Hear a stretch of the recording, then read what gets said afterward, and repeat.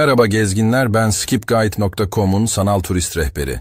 Bugün sizi Londra'nın güneybatısında Thames Nehri kıyısındaki Hampton Court Palace'a götürüyorum. Burası bir saraydan fazlası. Tudor ateşinin sıcaklığı ile barok zarafetin dinginliği aynı avluda buluşur. Çimenlerin kokusu, taş koridorların serinliği, saat kulesinin mavi lacivert yüzü. Daha ilk adımda şu soru düşer akla: bir ülkenin hafızası nasıl olur da tek bir mekanda bu kadar canlı kalır? Burası ne? 16. yüzyılın başında Kardinal Thomas Wolsey için başlayan, sonra 8. Henry'nin en sevdiği sarayına dönüşen görkemli bir dünya. Tudor kırmızı tuğlaları ile Christopher Wren'in barok düzeni yan yana durur. William ve Mary döneminde eklenen yeni kanatlar, Avrupa saraylarının rekabetini Londra'ya taşır.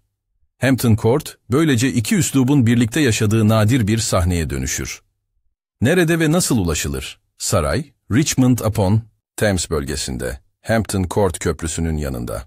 En pratik rota, Londra Waterloo'dan kalkan banliyö treni ile Hampton Court istasyonuna gelmek. İstasyondan saraya 5 dakikalık düz bir yürüyüş var. Thames boyunca yaz aylarında tekne seferleri de bulunur. Ancak günü verimli kullanmak için tren çoğu gezgin için daha uygundur. Oyster Cart ile seyahat edilebilir. Ne zaman gelmeli? İlkbahar ile sonbahar arası bahçeler en iyi halinde. Sabah saatleri saray içi daha sakindir. Öğleye doğru ziyaretçi sayısı artar. Gün batımına yakın avlularda ışık yumuşar, taş dokuların gölgeleri uzun çizgilerle uzar. Sarayın sezonluk saatleri değiştiği için ziyaret gününüzden önce çalışma saatlerini kontrol etmek akıllıcadır. Biletler çevrim içi ya da gişeden alınabilir. Yoğun günlerde önceden almak zamanı iyi kullanmanızı sağlar. Ne kadar süre ayırmalı? Saray içi, mutfaklar, saat kulesi avlusu, Chapel Royal ve bahçeler için en az 2 ila 3 saat ayırın. Labirent, Büyük Asma ve nehir kıyısı, yürüyüşünü de eklemek isterseniz yarım güne rahatça yayabilirsiniz. Yavaş tempoda gezenler için en keyifli ritim budur. Nasıl gezmeli? Ana kapıdan Base Court'a girin, Clock Court'a doğru ilerleyin ve gözünüzü astronomik saatten ayırmayın. Oradan Tudor mutfaklarına inin, ateş bacalarının is kokusunu ve koca tavalardaki şölen hayalini zihninizde canlandırın. Büyük salona çıktığınızda başınızı kaldırın. Ortaçağ esintili ahşap kirişler, çekiç kirişli tavanın ustalığını sergiler. Ardından Chapel Royal'in mavi ve altın tavanını görün. Dışarıda Privy Garden'ın geometrik yollarında kısa bir yürüyüş ve kuzey taraftaki ünlü labirent ile günü tamamlayın. Neyi mutlaka görmeli? Astronomik saat 1540 yılında yerleştirildi. Sadece saati değil, ayın evrelerini, burçları ve London Bridge'deki Medcezir vakitlerini de gösterir. Thames ile saray arasındaki ulaşım için bu bilgi bir zamanlar hayatiydi. Saat yüzünün derin laciverti ve altın göstergeleri avlunun kalbi gibi atar. Mutfaklar, Tudor İngiltere'sinin en büyük saray mutfaklarıydı. Yüzlerce görevli günde yüzlerce öğün çıkarırdı. Kilerler, fırınhaneler ve dev ocaklar bir üretim hattı gibi çalışırdı. Bugün kazanların ve şişlerin önünde durduğunuzda, ateşin uğultusunu ve kalabalığın koşuşturmasını kulaklarınız duyar gibi olur. Büyük salon, av tüfekleri motifli duvar halıları ve çekiç kirişli tavanıyla bir güç gösterisidir. Tahtın yer aldığı bölümün önünde kısa bir durak verin. Burada yankılanan ses, yalnızca taşın değil, siyasetin de yankısıdır. Birkaç adım ötede Chapel Royal, altın yıldızlarla bezenmiş tavanı ve ahşap galerisiyle sarayın ruhunu fısıldar. Uygun gün ve saatlerde ziyarete açıktır. İçeride sessizliği korumayı unutmayın. Bahçelere çıkınca 2 ikon sizi bekler. Biri 17. yüzyılın sonunda tasarlanan ve bugün çit ağaçlarıyla okunan labirent. Diğeri 1768'de Lancelot Capability Brown döneminde dikilen büyük asma. Dünyanın en büyük asması kabul edilir ve sezonunda meyve verir. Bu iki durak, sarayın zaman içindeki bahçıvanlık dehasını tek yürüyüşte gösterir. Halk inanışları ve efsaneler olmadan Hampton Court eksik kalır. En çok anlatılan hikaye, 8. Henry'nin genç eşi Catherine Howard'ın çığlıklarıdır. Anlatıya göre, yakalanışından sonra kraldan merhamet dilemek için galeride koşarken durdurulur. Bu yüzden o koridor bugün Haunted Gallery diye bilinir.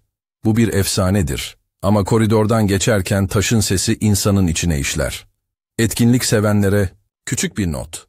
Yaz başında saray bahçeleri, Kraliyet Bahçıvanlık Derneği'nin büyük festivaline ev sahipliği yapar. Gösteri bahçeleri, bitki sergileri ve açık hava etkinlikleri ile tüm alan renklenir. Tarihler ve içerik her yıl değişir. Ziyaret planınıza denk gelirse zengin bir bonus olur.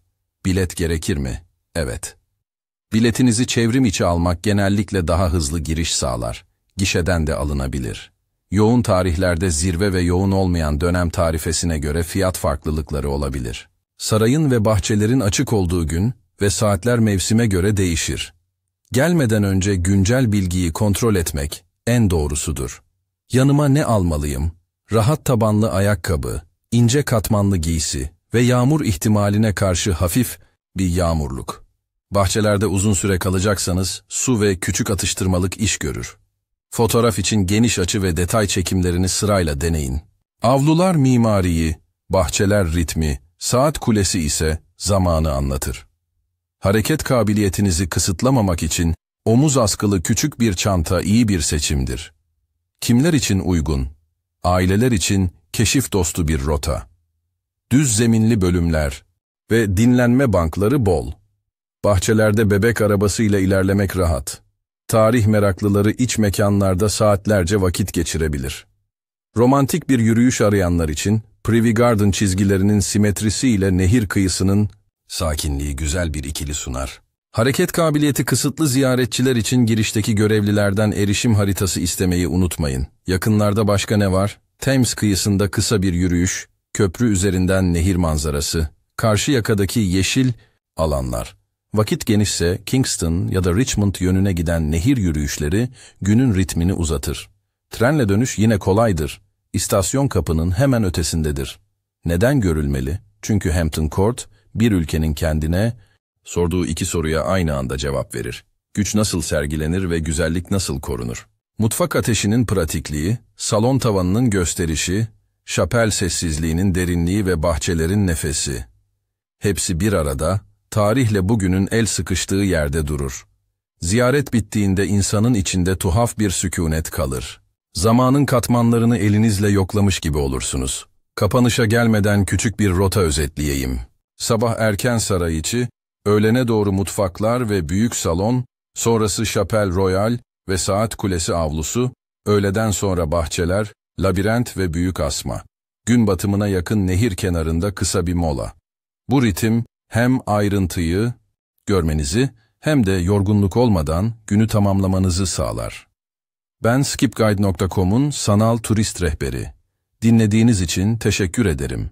Eğer bu anlatım sizi Hampton Court'un avlularına, tavanlarına ve bahçelerine bir adım daha yaklaştırdıysa, kanalı takip etmeyi unutmayın. Deneyimlerinizi ve sorularınızı yorumlarda paylaşın. Şimdi, düşünme sırası sizde. Tarihi anlamanın en iyi yolu, kitap sayfaları mı, yoksa taşların arasında yürünen yavaş bir gün mü? Bu şehre ait daha fazla görülecek yer, skipguide.com'daki haritada yer alıyor. Haritaya erişmek için QR kodunu tarayın ya da açıklamadaki bağlantıya tıklayın.